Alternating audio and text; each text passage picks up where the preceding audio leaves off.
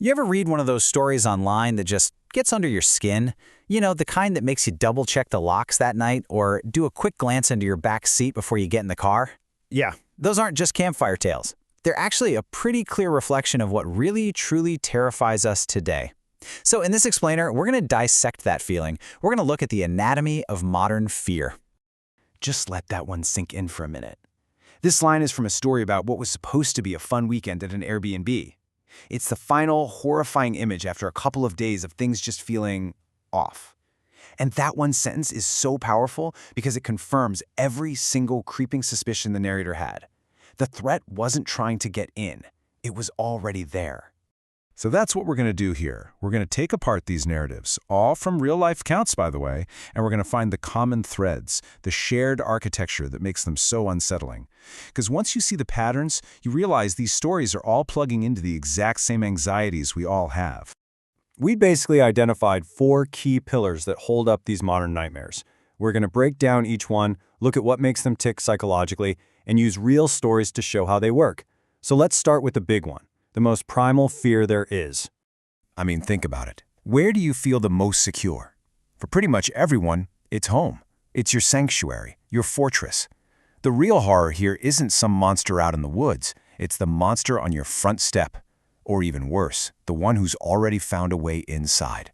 And see, this fear isn't just about a physical building. It's about the violation of an idea, the very concept of a sanctuary. When that promise of safety gets shattered, our entire sense of security can just fall apart. It feels like the foundation we've built our lives on is crumbling right under our feet. The way the truth is revealed here is what makes this so terrifying. In this story, someone's home alone during a huge storm. They see a figure outside, but hey, the doors are locked, they're safe inside. They doze off on the couch, only to wake up later to find these muddy footprints. Not just in the house, but leading from the back door, through the rooms, and circling the exact spot where they were sleeping. The terror hits you when you realize the threat was never kept out. It was inside, watching, totally silent. Now this quote, this is from a totally different kind of violation. Someone moves into a new room for rent and notices something weird. The lock is on the outside of their bedroom door. In the middle of their very first night, they hear the landlord walk up to their door, pause, and then they hear that click. They're locked in. So you see, the violation of a safe space isn't always about intrusion. Sometimes it's about imprisonment.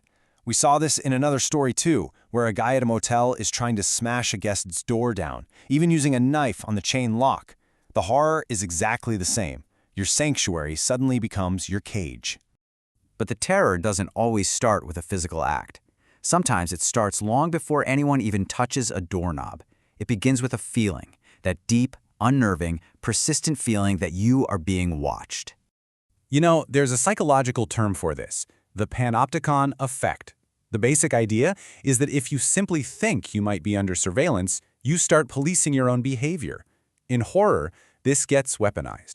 The unseen observer turns your whole world, not just your house, into a source of constant anxiety. You lose your freedom because you never, ever feel like you're truly alone.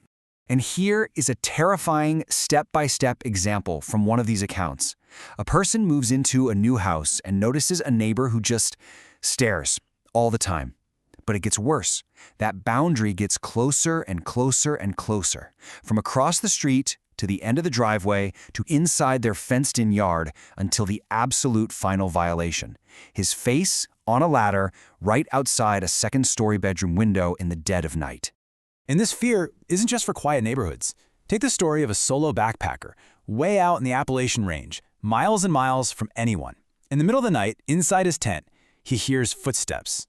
And they're not an animal, they're human footsteps circling his tent for hours. The paranoia is just cranked up to 11 by the isolation. There's no one to call, nowhere to run. The entire wilderness becomes this hostile watching thing. Okay, so we've talked about physical invasion and that psychological dread of being watched. But what about the threats you willingly let in? This brings us to our third theme, the predators who use deception, who manipulate our social norms just to get close. In the world of cybersecurity, they call this social engineering. In horror, it's just the classic wolf in sheep's clothing. The goal isn't to get your password, it's to gain your trust, to get you to lower your defenses, and to make you feel completely safe right when you're in the most danger. This is a perfect example. A landlord shows up late at night. He claims his phone alerted him to a gas leak, even though, weirdly, none of the alarms inside the house are going off. He says he has to do an immediate repair, but he's carrying a duffel bag with no tools. He's using this plausible, urgent-sounding lie to force his way inside, totally exploiting the tenant's trust in him as a person in authority. Now, this simple question is another fantastic example of this. A dog sitter is alone in a house she doesn't know. A man who looks like a police officer comes to the door and asks for George. She says, "Nope, no George here, I'm just watching the dog by myself." And just like that, he's accomplished his mission. He's used a simple, believable lie to confirm his target is isolated. He comes back later at 3 in the morning with a partner. And you see this tactic over and over again. The uniform of a cop or a security guard, the disguise of a lost hiker or someone who just needs a little help with a gas can. These deceptions prey on our natural instincts to help, or our respect for authority, or even just our fear of being rude. They are social keys, designed to unlock our front doors. And that brings us to our final, and maybe the most deeply disturbing element of all. We can understand greed, we can even understand revenge. But what happens when the thing that's happening to you has no clear reason? This is the horror of the unknown. Psychologically, this is just terrifying. I mean, if someone wants your money, you can give them your money. If they're out for revenge, you can at least understand the twisted logic. But an unknown motive? That just creates this void. It suggests total randomness, total chaos, and it means you can't predict it, you can't reason with it, and you absolutely cannot understand it. One of the most haunting stories we found was about a house sitter who hears someone break in. A man with a baseball bat smashes a window, comes inside, and just destroys everything systematically, room by room. But here's the thing. He doesn't steal anything. He sees the house sitter hiding in the corner of a bedroom, he looks right at her, and then just keeps smashing the furniture around her before he leaves. He never says a single word. And we never find out why. Was it a message for the homeowners? Was it just a random act? Was the entire point just to create terror? The lack of any resolution is what makes stories like this stick with you.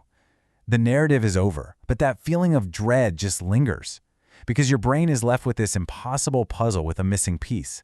Which leaves us with this final, really unsettling thought. A violated safe space, the paranoia of being watched, the weaponization of trust, yeah, they're all terrifying. But they operate on a kind of logic we can at least try to grasp. The truly modern horror, the one that keeps us up at night, might just be the one that has no logic at all. And how in the world can you ever protect yourself from that?